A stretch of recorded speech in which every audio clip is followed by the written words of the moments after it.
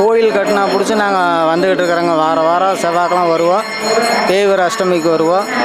வந்துட்டு போனது நம்ம கொஞ்சம் நல்லா மன நிம்மதியாக இருக்குது. கோயிலுக்கு வந்துட்டு போனாவே நம்ம மனசுக்கு ஒரு ரொம்ப அமைதியும் சந்தோஷமாக இருக்குது. இந்த விஜய் சாமி பற்றி சொல்லும்போது ரொம்ப எளிமையானவர், எல்லாத்துக்கிட்டையும் அன்பாக பழகிறவர், எளிமையானவர். இந்த மாதிரி விஜய் சுமாரி மாதிரி நான் பார்த்திங்கன்னா நிறையா கோயில் பார்த்துருக்குறேன். எல்லாம் கிட்டையே போக முடியாது. இவர் தொட்டு நம்மளை ஆசீர்வாதம் பண்ணுவார். ரெண்டாவது பார்த்திங்கன்னா இந்த கோயிலினுடைய சிறப்பம்சம் என்னம்னா, கோயில் கருவறைக்குள்ளே போய் எல்லாத்தையும் கருவறைக்குள்ளே போய் தொட்டு கும்பிட்ற அளவுக்கு பண்ணி வச்சுருக்காங்க. ரொம்ப சந்தோஷமாக இருக்குது. என் பையனுக்கு திருமணத்துக்கு நான் வேண்டியிருந்தேங்க. 4 மாதத்துலேயே திருமணம் கைகூடி கல்யாணம் ஆயிடுச்சுங்க. ஏன்னா என்னால் பத்திரிக்கை வைக்க வர முடியலைங்க. கல்யாணத்தன்னைக்கு நாள் நான் பத்திரிக்கை வச்சுட்டு சாமி கும்பிட்டு போனேங்க. எனக்கு இங்கே வந்துட்டு போனால் மனசுக்கு கொஞ்சம் ஆறுதலாக இருக்குங்க.